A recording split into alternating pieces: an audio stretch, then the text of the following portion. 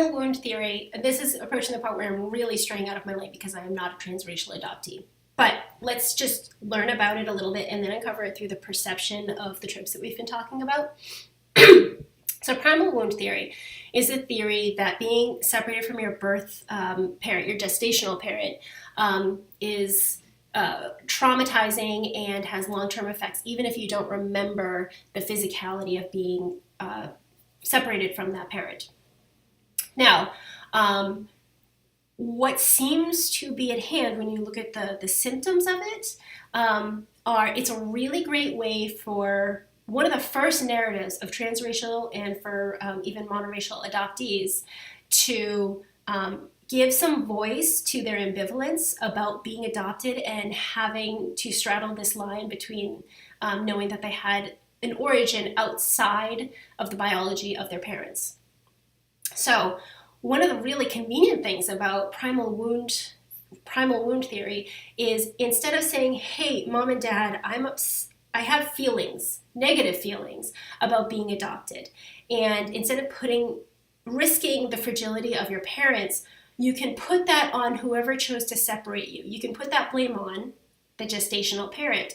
Now, regardless of the fact that the gestational parent probably had so few decisions, so few choices that they had to make this decision, which is usually not a first choice. It doesn't matter because that person is usually, even in open adoptions, usually slowly removed from the nuclear family unit. So it's a little bit easier to place that an origin of those negative feelings. So the primal wound theory is I was separated biologically, which is not something I can help. You can't blame the adoptive parents for that. They're guilt-free and blame-free, so it's a little bit easier for the palate. Here's the problem with it. A lot of people weaponize primal wound theory under the guise of feminism. Now, so it's like the red thread has a bizarro twist on primal wound theory, right? Like the child is hurting the parents because the child is not there yet. In this case, giving up for adoption is framed as a choice. Surrogacy, which is a method that many infertile, disabled, and gay parents choose to build their families for reasons that are up to them. They choose surrogacy over adoption, and both of them, though, in the eyes of the primal wound theory, are harmful to the child because they separate the surrogate or the birth or gestational parent from the child, and that causes trauma. This is a really convenient way to be anti-gay, anti-trans, and anti-anyone who chooses not to parent, which is usually anti-woman. And I think there's like one person, I'm not even going to give her any air on this, but she uses this as an argument against gay parenting and surrogacy parenting, and basically is completely against reproductive rights. Under the guise of saying, oh, surrogacy can be used to exploit impoverished people, and people with wealth can pay a surrogate to do this admittedly very difficult work of being pregnant and delivering a baby. But there are ways that we can do best practices, and there are ways that we can use clarity and ethics in this. It doesn't mean we have to ban surrogacy. So I'm wary of the way that this is used to weaponize against feminism under the guise of feminism. Anyway, so why are we learning about the real problem behind transracial adoption, which is that gestational parents don't have as many options? Because it's tied in with abortion, because it's tied in with giving colonized people and occupied people and people who have been oppressed by systemic issues and who don't have as many resources. It involves giving them money and resources and power, and we don't want to do that. It's much easier to just like pluck one child out, kind of like Betsy DeVos does with like the mentoring. She plucks one child out of a black high school, and like racism is solved, right?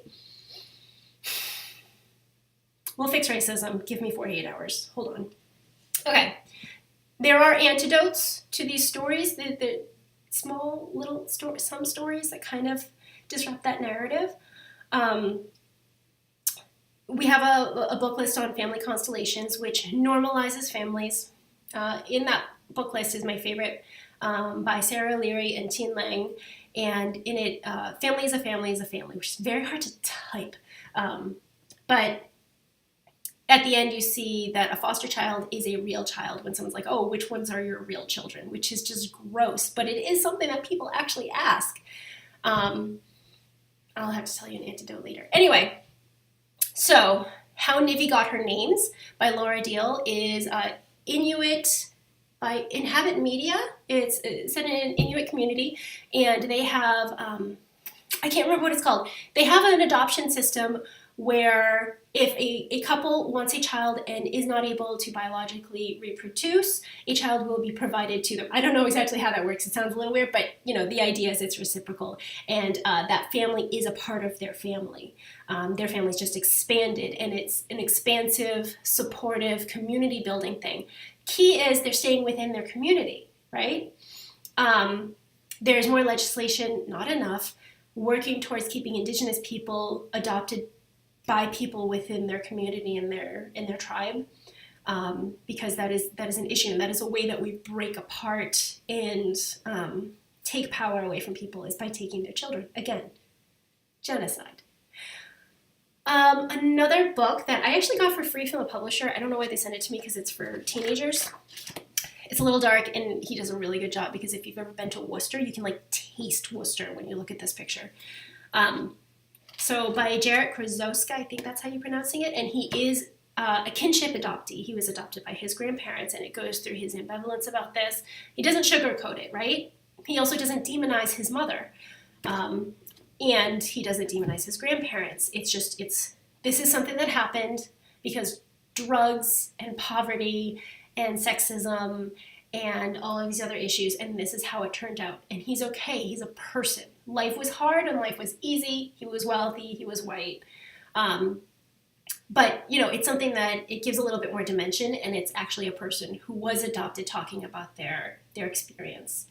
Another book that I have not actually tested, because it is loaded, and I don't know if adoptive parents are actually unfragile enough to handle it, but With You Always Little Monday by, I believe, Genevieve Cote, is about a little bunny, and his adoptive parents, their adoptive parents are not in the picture at all. There's the community. He's searching for his parents, right? And it turned out his parent is the rabbit in the moon, which is actually a Chinese thing, so I kind of like that. At some point, me and my mother will be talking about this with my adopted brother, who's 3 years old, and we'll go through this book. I'm going to leave it up to my mother as to when she introduces this book and how she approaches it. But I think it would be nice for him to see that the validating that pain. Now, we're not assuming that he has that pain. He's still little. He knows he's adopted, but he doesn't get that his situation is different from, say, my kid's situation. When he does, he's going to have a reaction to that, and he needs to have some literature or some people he can validate those feelings so he doesn't feel alone. And I feel like this might be a good book to address the fact that he's allowed to feel pain over the loss of his mother and the fact that she is no longer with us, while he can also love our mom, right? And those two things are not mutually exclusive. Feeling that pain and being happy that he's in our family, those can both still happen, right? Okay, I'm going to include some further reading links. I highly suggest that you check them out. One of them is a Twitter feed by Lydia Brown. There's XZ. Lydia Brown is a transracial adoptee. They are also autistic, and they grew up in Boston like me and had a lot of similar experiences going into Chinatown and being looked at and rejected because they didn't speak Chinese, because, like me, Lydia was raised by white parents. It was a really good and super validating thing to read, and I have contacted them or I've discussed with them in the ways that our experiences overlap. But they have some really good insights on that, on being multi-ethnic, multi-racial, or not multiracial, transracial. Trans-ethnic and transracial. That's it.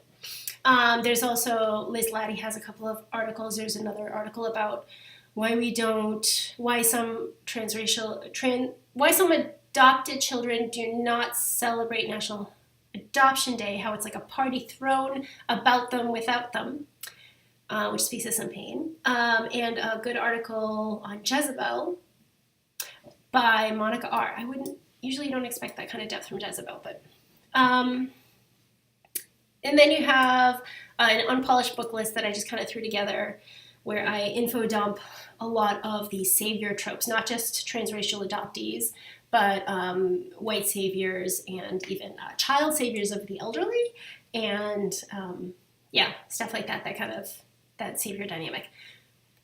I will try and make the next video way shorter than this, but thank you for sticking around if you actually got this far.